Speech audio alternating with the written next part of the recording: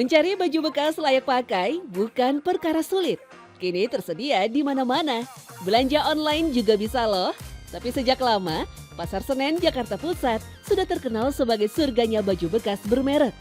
Dulu menggunakan atau membeli pakaian bekas dipandang sebelah mata, hanya untuk kalangan ekonomi lemah saja.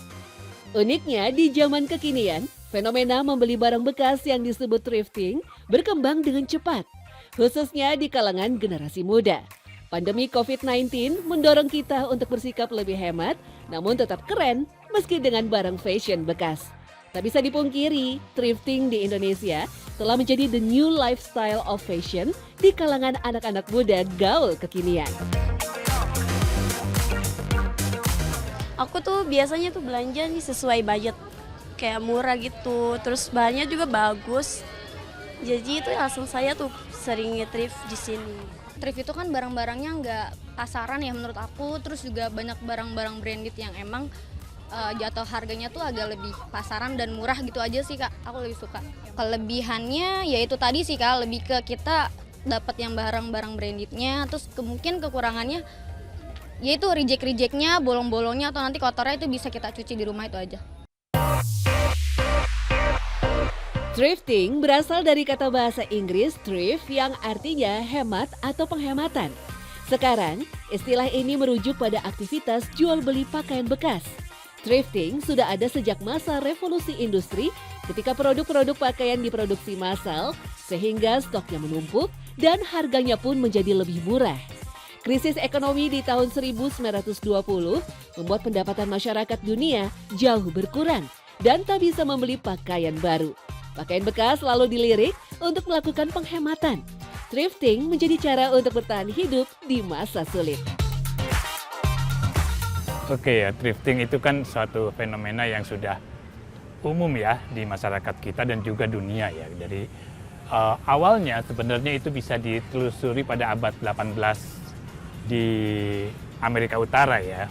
Munculnya Salvation Army, jadi lembaga-lembaga donasi yang mengumpulkan barang-barang bekas gitu, pakaian-pakaian bekas, dan itu mereka mencari menggalang dana dan kemudian ya pembelinya makin lama makin meningkat ya, dan itu menjadi satu kebiasaan umum yang kemudian menjadi sebuah bisnis yang saya kira global juga ya sampai sekarang. Organisasi Salvation Army dan Goodwill di Amerika sangat berperan dalam mengembangkan konsep thrifting. Mereka mengumpulkan baju-baju bekas layak pakai untuk dijual murah pada kaum imigran. Tren thrifting lalu disukai anak muda Amerika setelah pentolan grup musik Nirvana Kurt Cobain mempopulerkan dandanan selengean dengan kaos oblong, kemeja flanel, dan jeans sobek yang didapat dari thrift store.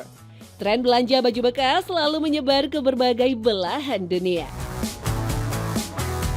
Ya, thrifting itu kan secara etimologis juga berartinya seperti thrive ya, semacam upaya untuk mencari sesuatu yang lebih efisien gitu dibanding harus membeli dengan harga yang mahal. Dan semacam gaya juga sebenarnya ya, jadi orang mencoba mencari sesuatu yang rare item di tempat yang mereka dapatkan ya kalau beruntung gitu mendapatkan barang bagus dengan harga murah. Jadi dari thrifting itu ya orang kemudian menjadi, tadinya sebenarnya junk ya, barang bekas gitu lah. Tapi itu menjadi sebuah kebiasaan yang baru. Budaya belanja baju bekas di Indonesia diperkirakan telah ada sejak tahun 80-an. Bagi kalangan menengah ke atas, budaya thrifting biasanya untuk membeli baju atau barang bernilai sejarah tertentu. Misalnya pernah dipakai tokoh terkenal atau limited edition. Sementara bagi kalangan menengah ke bawah, thrifting merupakan kebutuhan, tak peduli dengan merek atau bekas dipakai siapa.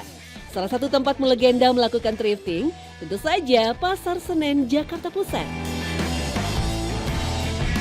Ya, Pasar Senen seperti awalnya kan abad 18 juga sama. Seperti pasar biasa ya, buka hari Senin dan kemudian karena ramai akhirnya bisa setiap hari, tapi tetap aja namanya Pasar Senin. Dan dia punya lingkup, artinya bukan cuma sekedar ekonomi ya. Dulu waktu tahun 60-an banyak seniman yang nongkrong di sana, sehingga ada seniman Senen dan sebagainya.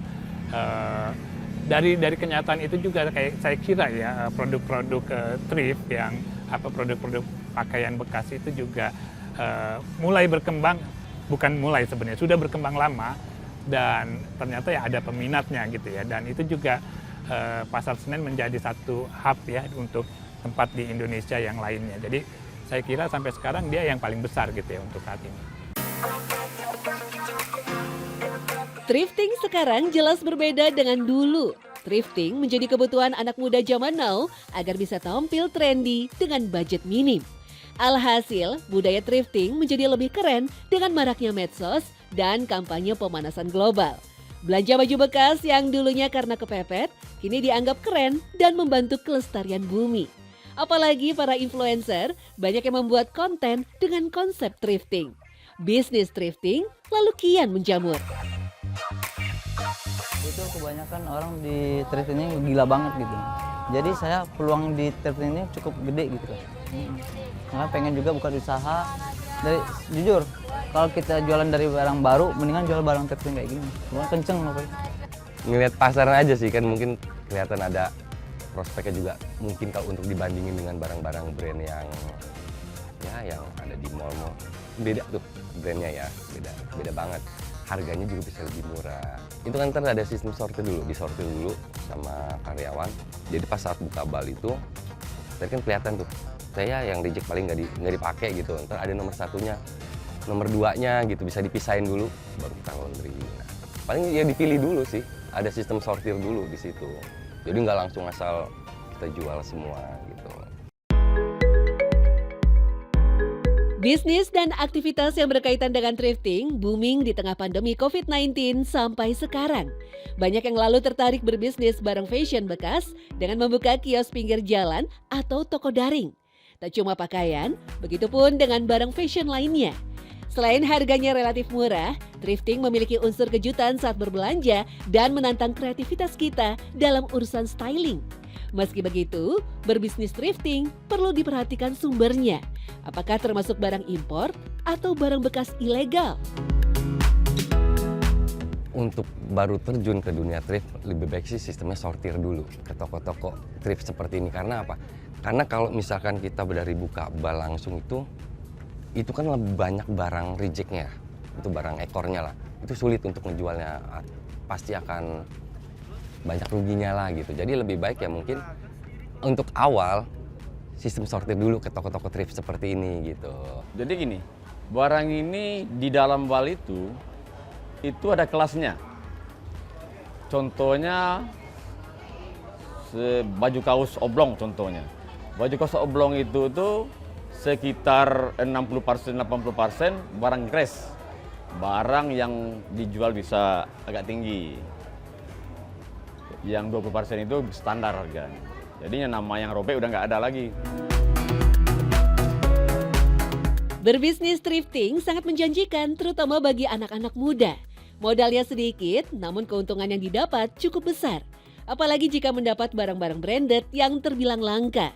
Misalnya saja barang vintage, bagus kualitasnya, dan bernilai tinggi.